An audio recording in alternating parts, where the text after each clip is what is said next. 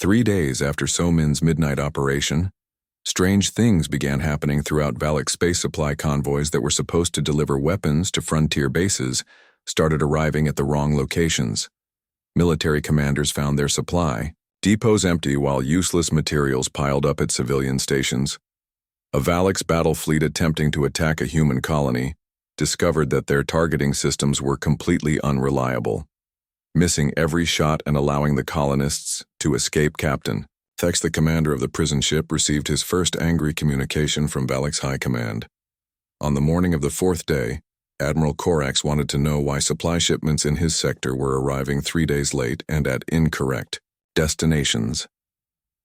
Thex assured his superior that his ship was following the exact route and schedule provided by Central Command, but the problems kept getting worse.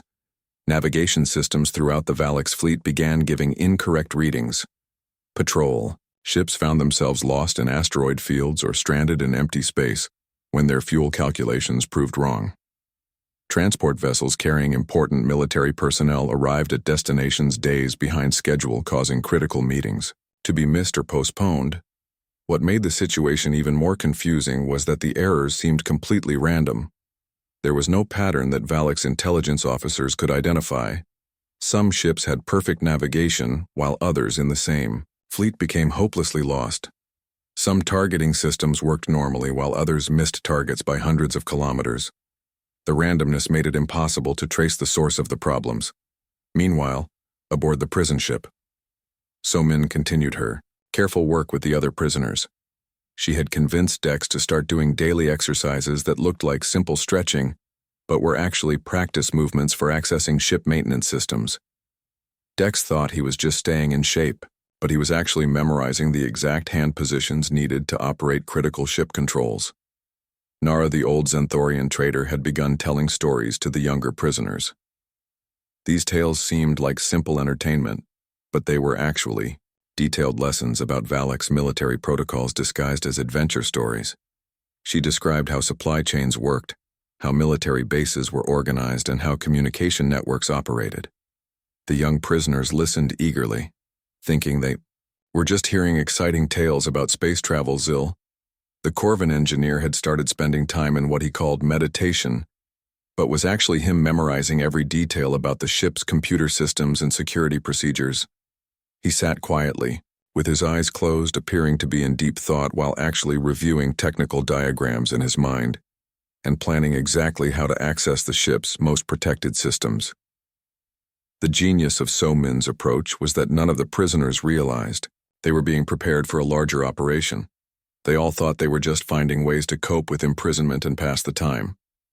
The guards were pleased to see prisoners who seemed content and cooperative, never suspecting that they were watching the most sophisticated intelligence operation in human history. On the 6th day after her first communication array infiltration, So-Min decided it was time for her second strike. The chaos caused by her virus was spreading faster than she had expected, and human resistance networks were already using the intelligence she had provided to launch successful operations against Valak's facilities. She needed to provide them with even more detailed information during the evening meal. Distribution. So-Min created a small distraction by accidentally spilling her food tray. The guards rushed to clean up the mess while scolding her for being clumsy. What they did not notice was that while they were distracted, Dex used the opportunity to access a maintenance panel near his cell. Using the hand movements he had been practicing for days, he quickly connected to the ship's internal communication system, working together with precise timing that they had rehearsed through seemingly innocent conversations. So-Min and Dex managed to send another burst of data to the communication array. This time, So-Min transmitted complete schematics of Valak's prison ships, along with detailed information about prisoner locations throughout Valak's space. She also sent updated intelligence about fleet movements and strategic plans that she had decoded from intercepted communications. The response from human resistance networks was immediate and devastating. Within hours, human strike teams began hitting Valak's prison facilities across 3 star systems. The operations were surgical and precise, targeting exactly the right locations at the perfect moments to minimize casualties while maximizing prisoner rescues. The raids were so well coordinated that they seemed impossible. Human fighters knew exactly where guards would be stationed at specific times. They had detailed maps of facility layouts and complete information about security protocols. They even knew which prisoners were being held in which cells, allowing them to plan rescue operations down to the smallest detail. Hundreds of captured humans, aliens, and resistance fighters were freed in a single night of coordinated operations. The Valaks lost not only their prisoners but also experienced massive damage to their prison infrastructure. Several facilities were completely destroyed, while others were so badly damaged that they could not be used again. Captain Thex finally began to suspect that something was seriously wrong. The timing of the resistance operations was too perfect to be coincidental. Someone was providing the human fighters with incredibly detailed and accurate intelligence. But how could that be possible? The prison ship had been traveling through deep space with no contact with human forces. Thex ordered complete security sweeps of his ship. Guards searched every cell and interrogated every prisoner. They found nothing suspicious. The prisoners all seemed calm and resigned to their fate, showing no signs of rebellious activity. The human woman who had cried for 3 days was sitting quietly in her cell, reading an old data pad and occasionally talking with other prisoners. What Captain Thex did not understand was that he was looking for the wrong kind of rebellion. He expected violence, escape attempts, or obvious sabotage. He never imagined that the greatest threat to the Valaks Empire was sitting peacefully in cell block C, appearing to read while actually planning the next phase of a war that was already turning against his people. The virus So-Min had planted continued to spread through Valaks computer networks, causing increasingly serious problems. Fleet coordination became almost impossible, as navigation and communication systems provided unreliable information. Supply chains collapsed as materials were delivered to wrong locations or arrived weeks late. Military operations had to be postponed or canceled when critical equipment failed to function properly. But the most devastating effect was on morale throughout the Valaks military. Soldiers, who had been confident in their technological superiority, began to doubt their equipment. Officers who had relied on precise intelligence found themselves making decisions based on unreliable information. The entire Valaks war machine was grinding to a halt, as systems that had worked perfectly for decades suddenly became unreliable. So-Min smiled quietly as she listened to the guards discussing the latest reports of military failures across Valak space. They had no idea that the source of their problems was sitting just a few meters away, planning even bigger surprises for them. The woman who had appeared broken and defeated was actually winning, a war one carefully calculated move at a time. On the morning of the 8th day, the prison ship Torment docked at Valak Station Omega-7 exactly as So-Min had calculated. The massive military station housed over 50,000 Valaks personnel and served as the central command hub for their expansion into human territory. Captain Thex was relieved to finally reach their destination after 8 days of increasingly disturbing reports about military failures throughout his sector. The station was enormous, stretching for kilometers in every direction.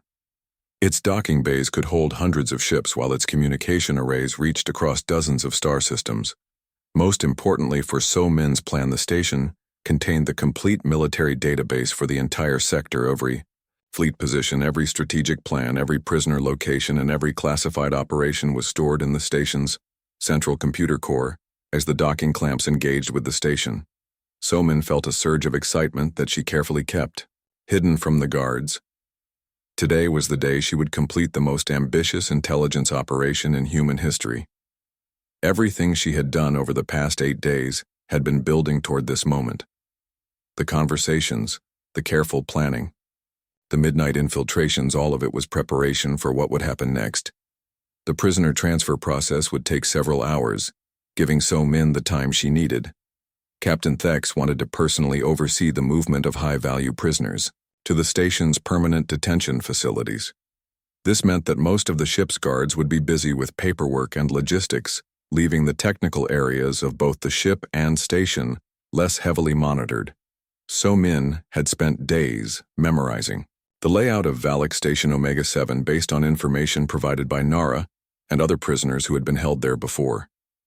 She knew that the station's central computer core was located deep in the technical levels protected by automated security systems rather than guards. The Valaks believed that their computer security was so advanced that physical protection was unnecessary, while guards were distracted by the prisoner transfer procedures. So-Min put her final plan into action. Using the maintenance access routes that Dex had identified, she slipped out of the holding area and into the station's service corridors. The route she followed had been planned down to the smallest detail, taking her through areas where surveillance was minimal and security patrols were infrequent. The journey to the computer core took exactly 37 minutes. So-Min moved through ventilation shafts, utility tunnels, and maintenance passages with the fluid efficiency of someone who had rehearsed. Every step hundreds of times in her mind, she encountered 3 automated security checkpoints, but bypassed each one using techniques that Zill had unknowingly taught her during their conversations about Corvin computer systems. When So-Min finally reached the central computer core, she found herself looking at the most advanced information storage system in Valak space. The core contained not just military data for this sector, but backup copies of critical information from across the entire Valak's Empire fleet positions, prisoner locations, strategic plans, research data, diplomatic communications, everything the Valaks considered too important to risk losing, using her expertise in xenolinguistics and computer systems. So-Min began the most comprehensive data theft in galactic history. She downloaded terabytes of classified military information, including complete battle plans for the next 5 years of Valak's expansion.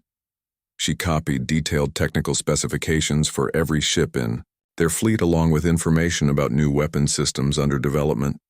But the intelligence gathering was only part of her mission.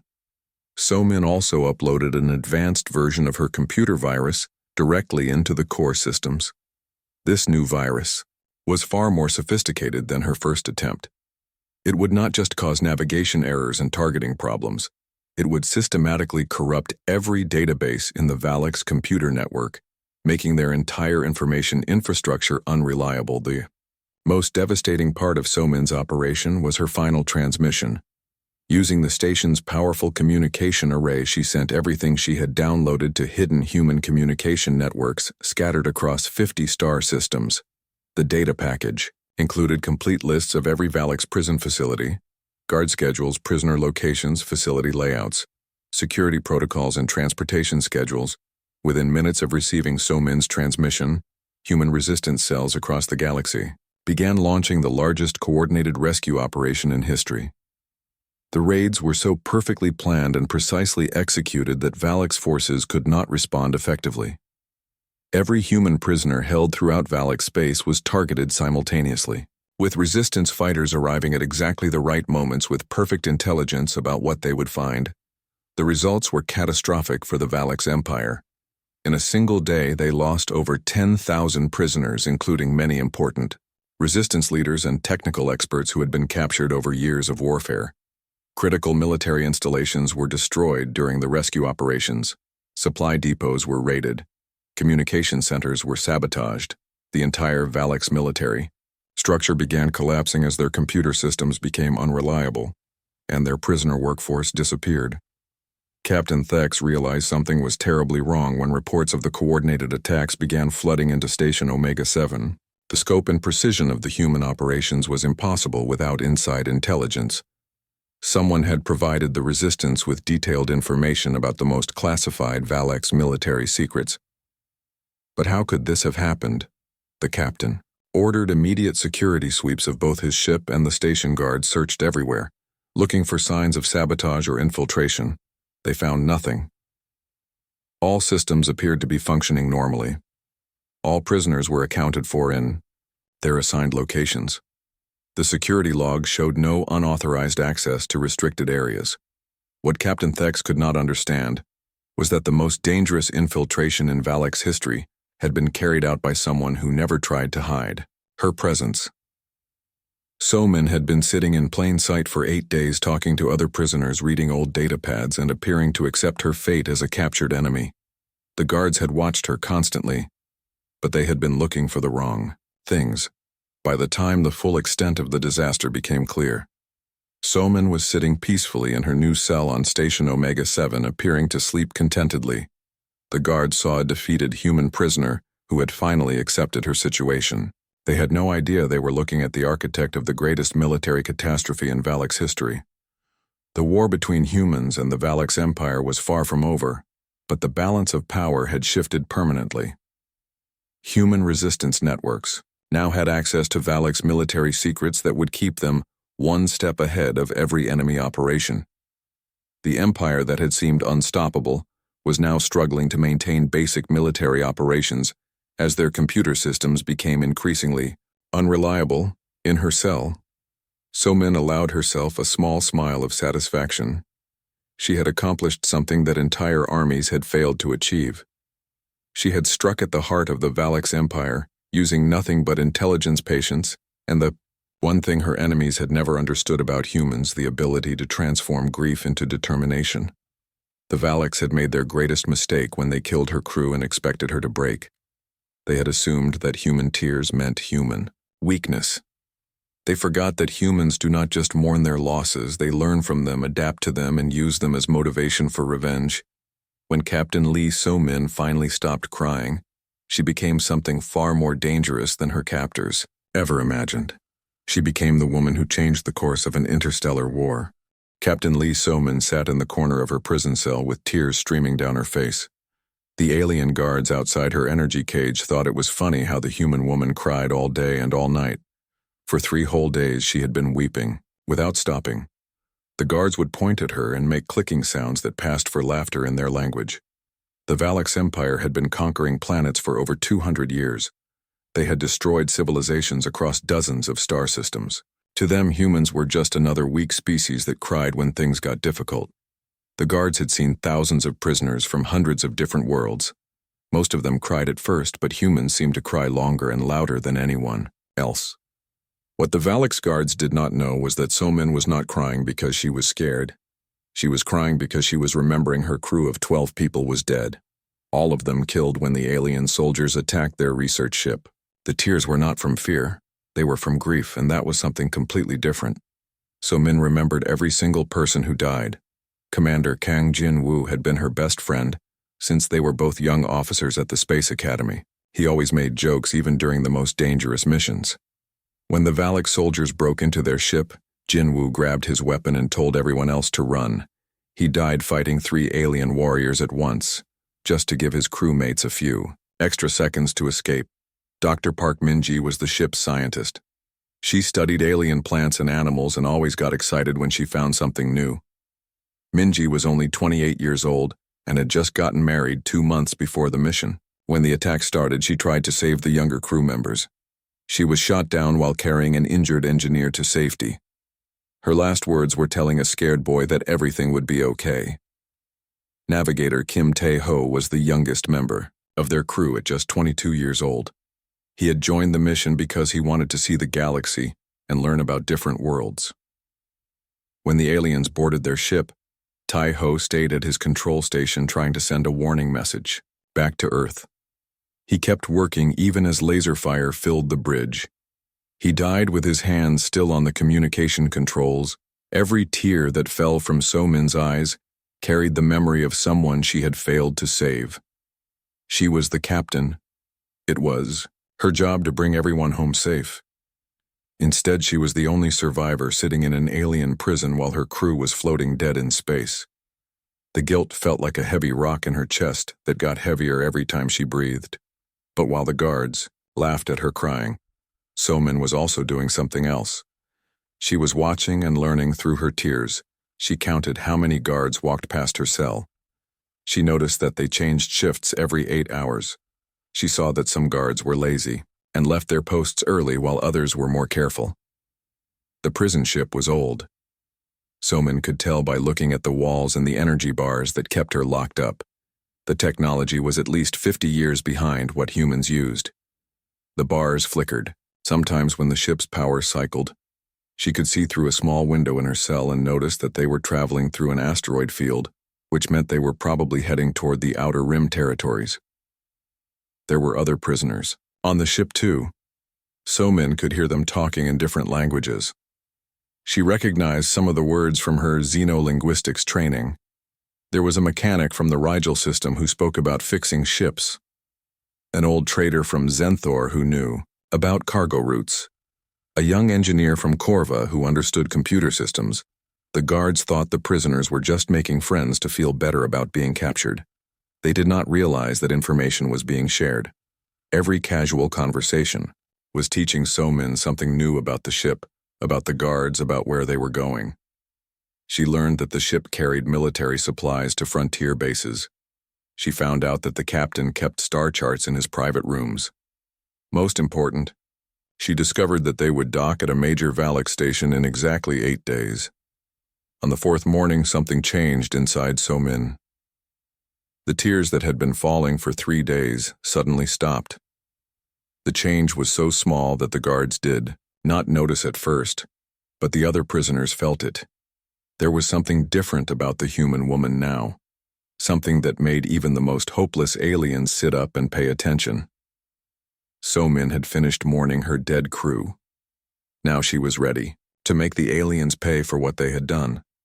The guilt was still there like a burning coal in her heart, but now that coal was not just causing pain, it was providing fuel. She was going to use every skill she had learned in 15 years of military service. She was going to turn her grief into a weapon. The guards continued to think she was just another broken prisoner. They saw a human female who had cried herself into acceptance. They thought her spirit was crushed and that she would cause no trouble for the rest of the journey to the prison station. They were completely wrong. So-Min had been trained as a communications specialist and xenolinguist. Her job was to decode alien languages and break enemy communication codes. She could speak 17 different languages and understand the basic structure of dozens more. She had studied alien psychology and knew how different species thought and behaved. She had also completed advanced military training in intelligence gathering and tactical operations. For 3 days while crying, she had been unconsciously gathering intelligence about the prison ship. Every detail was stored in her memory. The guard schedules, the ship layout, the other prisoners and their skills, the destination, and timeline, everything she needed to plan. Not just an escape, but something much bigger. The Valak's empire had made a serious mistake. They assumed that human tears meant human weakness. They thought that crying prisoners were defeated prisoners. They had no idea that humans used grief as motivation, that pain could be transformed into determination, that a crying human was often a thinking human. So-Min wiped the last tears from her face and looked around her cell with clear eyes. The mourning period was over. Now it was time to show these aliens what happened when they killed humans and thought there would be no consequences. They were about to learn that the most dangerous human was not the one who never cried, but the one who stopped crying and started planning. The other prisoners watched as So-Min stood up and walked to the front of her cell. She looked directly at the guards for the first time since her capture. Her eyes were no longer filled with tears. They were filled with something much more dangerous. They were filled with purpose. Without her tears, So-Min became a completely different person. The change was so gradual that the guards did not notice anything unusual. They still saw a human prisoner sitting quietly in her cell, reading an old datapad and sometimes talking to other prisoners through the bars. What they could not see was that So-Min was now operating like the trained military intelligence officer she had always been. The other prisoners noticed the difference right away. There was something in So-Min's eyes now that had not been there during her crying days. She looked at people differently, like she was seeing things that others missed. When she spoke, her voice was calm and steady. She asked questions that seemed innocent, but somehow made people want to tell her everything they knew. So-Min started with Dex, the 4-armed mechanic from the Rigel system. Dex had been captured 6 months ago, when Valak's forces raided his home planet. He was good with machines, and had worked on ships for most of his adult life. So-Min began talking to him about her brother Yoon, who worked on orbital platforms around Earth. She described the technical problems Yoon faced and the solutions he used. Dex found himself responding with his own stories about ship maintenance. He talked about power systems and ventilation networks. He explained how older ships like their prison vessel had weaknesses in their electrical systems. He even drew diagrams in the dust on his cell floor showing So-min how the ship's internal structure probably looked. The guards thought he was just doodling to pass time. Next, So-min approached Nara, the elderly Zenthorian trader. Nara had been traveling through space for over 40 years before the Valaks captured her cargo ship. She knew trade routes, shipping schedules, and the way military vessels operated. So-min told stories about visiting her grandmother's farm as a child, and how her grandmother always knew when traders would arrive at the market. Nara smiled and began sharing her own knowledge about cargo operations. She explained how prison ships worked and what kind of schedules they followed. She talked about the supply chains that kept military bases running and the patterns that ships followed when moving between stations. She told So-min about the different types of Valak stations and what could be found at each one. A young Corvin engineer named Zil became So-min's third source of information. Zil was barely 25 years old and had been captured only 2 weeks ago. He was still angry about his situation, but So-min knew how to calm him down. She talked about her own feelings of anger and frustration. She made him feel understood and less alone. Zil started talking about the computer systems he had worked on before his capture. He knew about security protocols and emergency procedures. He understood communication networks and data storage systems. He even knew about the specific type of old computer system that their prison ship used. Without realizing it, he was giving So-min a complete technical manual for the ship. The brilliant thing about So-min's approach was that she never asked direct questions. She never said anything that sounded like she was planning an escape. Instead, she shared her own stories and memories which made other people want to share theirs. She talked about her family, her childhood, her career, and her dreams. The other prisoners felt comfortable talking to her because she seemed genuinely interested in them as people day by day. So-min was building a complete picture of their prison ship. She learned that the vessel was called the Torment and was over 60 years old. She discovered that it had a crew of 48 Valak soldiers, but only 24 were on duty at any given time. She found out that the ship carried important military supplies to frontier bases, and that the captain was named Thexmore. Importantly, So-min learned about the other prisoners and their skills. Besides Dex, Nara, and Zil, there were 27 other captives from different worlds. There was a pilot who knew about navigation systems, a doctor who understood medical equipment, a communications officer who had worked with various alien technologies, an artist who had excellent memory for visual details. So-min began encouraging each prisoner to remember their skills and take pride in their abilities. She never talked about rebellion or escape. Instead, she simply helped them feel like themselves. Again, she asked the pilot to describe different planets he had visited. The doctor started explaining how various species' medical needs differed. The communications officer began practicing different alien languages just to keep his skills sharp. The guards saw prisoners who seemed more content and cooperative. They thought breaking the human spirit had somehow improved morale throughout the entire prison section. Captain Thex even commented to his officers that the prisoners were much easier to manage since the human woman stopped crying. They reduced security patrols and became even more careless with their procedures. What the Valaks did not understand was that So-min was not making the prisoners more cooperative. She was making them remember who they were before they became prisoners. She was helping them rebuild their confidence and sense of purpose. She was creating a network of skilled individuals without them even realizing they were being recruited. By the end of the first week, So-min knew exactly how many guards were on each shift. She understood the ship's power systems, communication arrays, and structural weaknesses. She had detailed knowledge of their destination and arrival schedule. She knew which prisoners had skills that could be useful, and she had begun the process of organizing them into an effective team. The most impressive part was that nobody suspected anything. The guards thought the prisoners were just making friends to cope with imprisonment. The prisoners themselves did not realize they were being organized for a larger purpose. They simply felt better about themselves and enjoyed having someone to talk to who understood their experiences. So-min had learned that the prison ship would dock at Valak Station Omega-7 in exactly 8 days. The station was a major military hub with over 50,000 personnel. It served as a coordination center for Valak's expansion into human territory.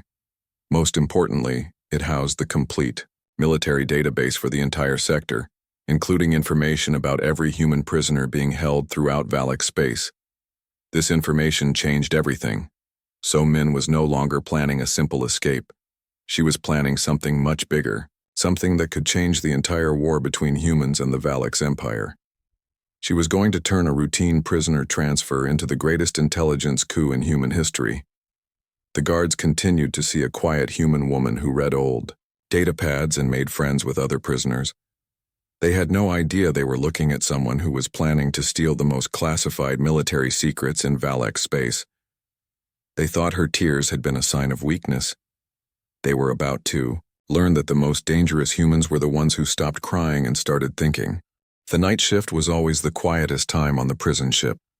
Only 2 guards patrolled the prisoner levels while the rest of the crew slept or worked in other sections. Guard Captain Vel was a lazy soldier who always took smoke breaks on the observation deck. His partner Crix was young and nervous and usually stayed in the main corridor checking cells quickly so he could return to the guard station. So Min had been watching this routine for 7 days. She knew that Vel disappeared for exactly 15 minutes every night at the same time. She knew that Crix never actually looked inside the cells, just checked that the energy bars were working. She knew that during those 15 minutes there was a window of opportunity that she could use. But escaping from her cell was only the first step. So Min did not want to just run away. She wanted to do something that would hurt the Valak's empire in a much bigger way. She had been planning this operation in her mind for days, going over every detail until she was certain it would work, using skills learned during her military training. So Min had been slowly collecting small items from her daily routine, a thin piece of metal from her food tray that she had bent and shaped. Over several days, synthetic fibers from her prison uniform that she had carefully pulled loose, a small crystal component that young Zil had accidentally dropped near her cell during one of their conversations, working in the darkness of her cell. So Min combined these materials into a device that could create a localized electromagnetic pulse. It was crude, but it would work for exactly what she needed. The pulse would disable her cell's energy bars for about 90 seconds, which was enough. Time for her to get out and move through the ship at exactly 2:30 in the morning when Vel left for his smoke break and Crix was checking the lower levels. So Min activated her device. The energy bars flickered and went dark. She slipped out of her cell and moved through the ship's corridors like a shadow. Her destination was not the escape pods or the ship's bridge. Instead, she was heading for something much more valuable. So Min made her way to the communication array deep in the technical sections of the ship. This area was never patrolled because the Valaks assumed that prisoners could never reach it. The corridors were narrow and filled with pipes and cables exactly as Dex had described.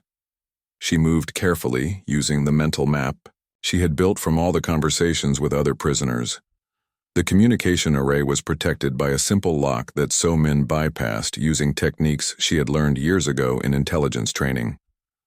Once inside, she found herself looking at the most advanced Valak's communication equipment she had ever seen.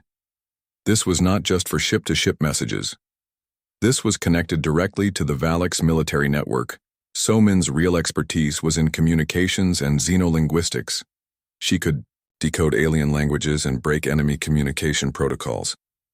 She had studied Valak's technology for years as part of her military training. Now she was finally getting a chance to use that knowledge in the field, working quickly and quietly. So Min accessed the Valak's military communication network. The security was strong, but not strong enough to stop someone with her training. Within 20 minutes, she had complete access to their communication systems. She could read their messages, send her own, and most importantly, upload programs that would cause problems later. The first thing So Min did was upload a virus she had been designing in her mind for the past week. The virus was elegant and subtle. It did not destroy data or shut down systems immediately. Instead, it slowly corrupted targeting algorithms and navigation calculations. The effects would take weeks to show up and would be very hard to trace back to the source. Valak's ships would start missing their targets by small amounts at first, but the errors would get bigger over time. Their fleet movements would become uncoordinated as navigation systems gave incorrect information. Supply ships would arrive at wrong destinations, causing shortages at important military bases, the virus would spread through their network, infecting more and more systems. But So-min was not finished with just sabotage. She also began downloading valuable intelligence information, fleet positions, supply schedules, strategic plans, base, locations, everything she could access in the time she had available. Most importantly, she found detailed information about prison facilities throughout Valak space, including lists of human prisoners being held at different locations. Using the communication array, So-min sent a carefully disguised message to human resistance networks that she knew operated in this sector. The message looked like routine Valak supply logistics, but hidden within the text were coordinates, ship specifications, and detailed intelligence about Valak's military operations. The resistance networks had been fighting the Valaks for years, but they had never received intelligence this detailed and accurate. So-min's message contained information that could save thousands of human lives and help turn the war in their favor. She included everything she had learned about Valak's tactics, weaknesses, and future plans. After 45 minutes of work, So-min had accomplished something that human intelligence services had been trying to do for decades. She had penetrated the core of Valak's military communications and planted a virus that would cause chaos throughout their empire. She had also transmitted the most valuable military intelligence that humans had ever obtained. Now came the dangerous part, getting back to her cell without being discovered. So-min carefully erased all traces of her presence in the communication room. She locked the door behind her and began the journey back through the ship's corridors. She had less than 10 minutes before the guards would return to their normal patrol pattern, moving through the maintenance passages and technical areas. So-min made her way back to the prison level. Her cell was exactly where she had left it, with the energy bars still flickering from her electromagnetic pulse device. She slipped back inside just as the bars reactivated automatically. When Guard Captain Vel returned from his smoke break and Crix finished checking the lower cells, everything appeared normal. All the prisoners were in their cells, appearing to sleep peacefully. The energy bars were functioning properly. There was no sign that anything unusual had happened. So-min lay on her bunk pretending to sleep, but her mind was racing with excitement. She had just struck the first blow in what would become the most successful intelligence operation in human history. The virus she had planted would start causing problems for Valak's forces within days. The intelligence she had transmitted would help human resistance fighters save countless lives. Across the galaxy, human resistance cells were already receiving her message and beginning to decode the hidden information. Within hours, they would have access to Valak's military secrets that could change the entire war. The Valak's empire had no idea that their most secure communication network had been compromised by a human prisoner who was supposed to be broken and defeated as. So-min finally drifted off to sleep. She smiled quietly to herself. The guards thought she was just another prisoner who had accepted her fate. They had no idea that she had just launched an attack that would shake the foundations of their empire. The woman who had cried for 3 days was gone. In her place was a warrior who had just fired the opening shot in a new kind of war.